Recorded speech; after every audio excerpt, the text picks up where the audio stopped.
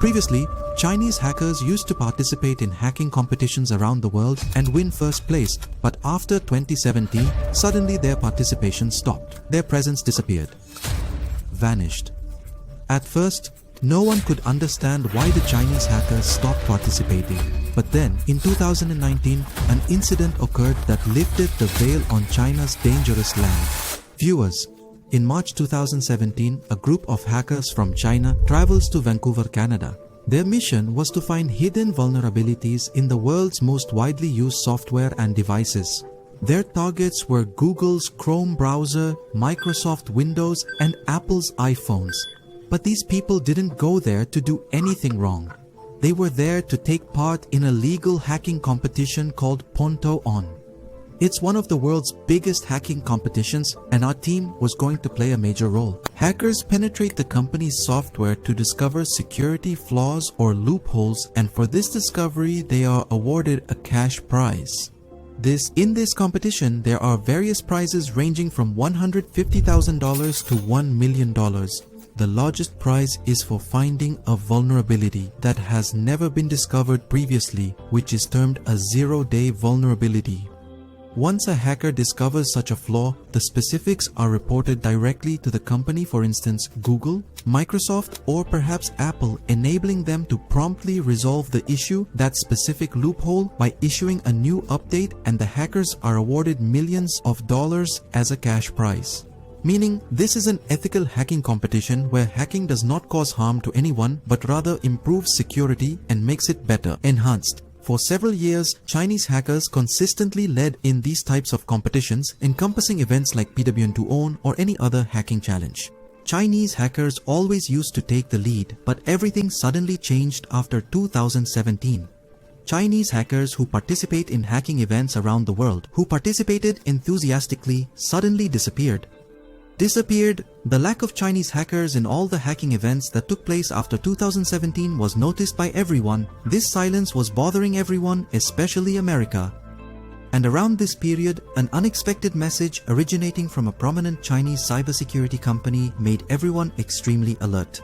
That is, Qihoo 360 is a top Chinese cybersecurity firm. A statement from its CEO, Zhou Hongyi, came to light in which he seemed to be heavily criticizing these Chinese hackers. He was observed strongly criticizing them, questioning why they choose to display their hacking proficiencies in other nations. He delivered this statement to the Chinese news agency Xinhua, where Zhou Hongyi expressed that achieving good results in such competitions amounts to nothing more than a fanciful triumph. Right here, Zhang Yi was just a facade. His stance was that the vulnerabilities you people look for are worth not a few $million, but billions of dollars. After the CEO of Qihoo 360's statement, Chinese hackers stopped joining international hacking competitions. But it turned out that Chinese hackers did not do this voluntarily. Rather, the Chinese government had stopped them. The CEO of Qihoo 360, the Chinese government was the one who took the Qihoo 360 CEO's statement seriously. Soon after, the Chinese government officially banned that cybersecurity researchers and hackers can't join overseas competitions. Soon after this ban, a new hacking competition called the Tianfu Cup was launched inside China. This competition became an alternative to the international contest, and the prize money was a big draw. Over $1 million was set. This news regarding the launch of the Tianfu Cup caused many nations to become alert because it signaled that China was now utilizing hacking to ready itself for cyber warfare readiness. In November of 2018, the inaugural Tianfu Cup event was organized in the Chinese city of Chengdu. The $200,000 prize was won by Jin Zhao, a researcher from Qihoo 360. He had discovered an extremely potent and perilous hack, specifically within the Apple iPhone.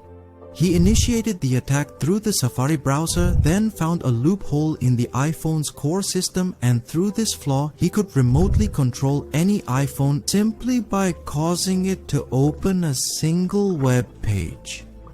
This meant that if someone visited that specific web page using their iPhone, their phone would fall under the hacker's control without them noticing. Kejun named this exploit Chaos, and that name was absolutely perfect because this hack was about to become trouble for cyber experts all over the world in the next few months. It would become a problem for cyber experts. The distinction between China's Tianfu Cup and Canada's Pointe-to-Own lay in the fact that in the latter, the hack was delivered directly to the company. However, while the Tianfu Cup competition did involve such actions, it was channeled through the Chinese government. The Chinese government mandated that any vulnerability discovered during the Tianfu Cup would not be reported straight to the company, but instead, first it would go to the Chinese government and the government would then deliver it to the company itself. And due to this specific arrangement, this particular exploit, if sold on the black market, could have garnered millions of dollars, enabling criminals or state actors to conduct surveillance on thousands of individuals. Could spy on them? It could. 2 months later, in January 2019, Apple released an update that could spy on that file. The issue that Kyujin discovered was silently resolved, but the actual shock arrived in August of 2019, which was 7 months after that. Subsequent to that, Google released a research paper detailing a large-scale hacking campaign targeting iPhones, resulting in widespread phone compromises. Google's investigation pinpointed 5 distinct exploit chains. One of these 5 was the specific exploit known as Creaser, which Kyujin had demonstrated at the Tianfu Cup. This implies that the very exploit that secured Kyujin an award was simultaneously being utilized for mass surveillance of iPhones.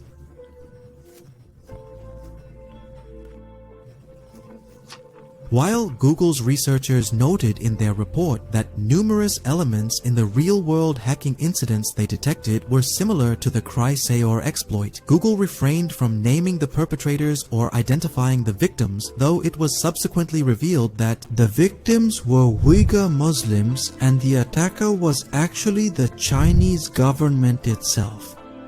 Since 2014, China has committed serious human rights violations against Uyghur Muslims and other minorities.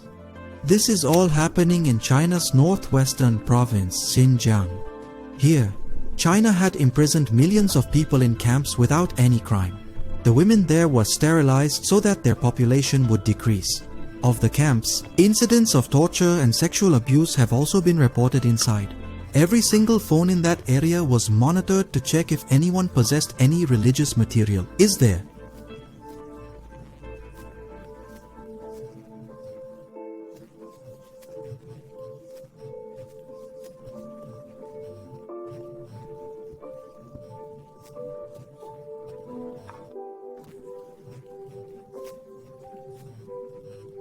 Even journalists, activists, and individuals who raise questions about the policies of the Chinese government were also made targets. After Google's researchers published their report concerning the iPhone hacking, the media managed to connect all of the dots together in just a few days. Later, Apple also mentioned in a post that this hack actually continued for 2 months. And this was the same time when Qihoo won the Tianfu Cup. It was clear to American experts that China had followed the strategy mentioned by the CEO of Qihoo 360. That is, stop Chinese hackers from going abroad and utilize their skills within China and then use that hack to conduct surveillance on people. To prove this, Utilis released a full technical breakdown of that exploit and it exactly matched the hack from the Tianfu Cup. Later, for Google's deep investigation, the precaution also confirmed that the chaos and real-world attacks were identical in both structures, but the matter didn't stop there. February. In 2024, data leaked on GitHub, the code-sharing website. It was data from a Chinese company called iSoon, an IT security firm. This data included company emails, chat logs, and specific details regarding their spyware. The information that was leaked indicated that this company manufactures cyber espionage tools. Subsequently, these tools are provided to the Chinese government and the People's Liberation Army.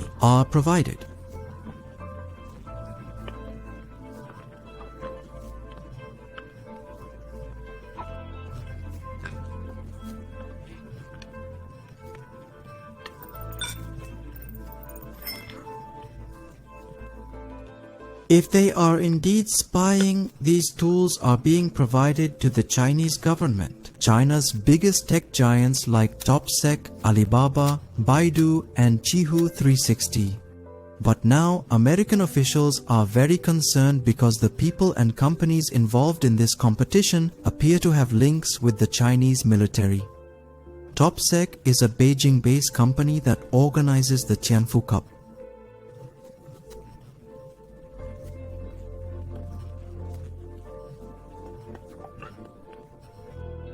It does so. So their objective is not to win that award, but they have some other motive. In 2024, the US Treasury Department's data was hacked. America says Chinese state-sponsored hackers targeted the US Treasury Department's computers and stole sensitive documents.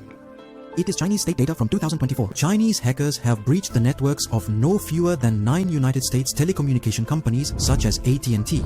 Verizon and T-Mobile are also among them. Back in 2023, the group known as World Typhoon, a Chinese hacking collective aimed at United States energy and water filtration systems. In 2023, a malware attack targeting a US military base in Guam also surfaced. These are a few of the references to hacking operations where Chinese hackers were implicated. Experts state that when Chinese hacking groups choose to target infrastructure, they typically will quietly sustain their access within the system for numerous years, only inflicting damage when the opportune moment arrives. All of this suggests that China is assembling an army of hackers in preparation for an internal cyber war, a battle where not missiles but solely code has the power to bring the whole country to its knees in situations where, for airstrikes, the spying tools existing within the phone operate far more dangerously than an actual field agent, causing greater network jamming damage than that, and which only a mere single click has the potential to send a ripple of terror throughout the populace, causing the stock market to crash. It is hoped that you all will generously like and share this Jam TV video too. Thank you very much for your loving comments. We will meet in the next fantastic video.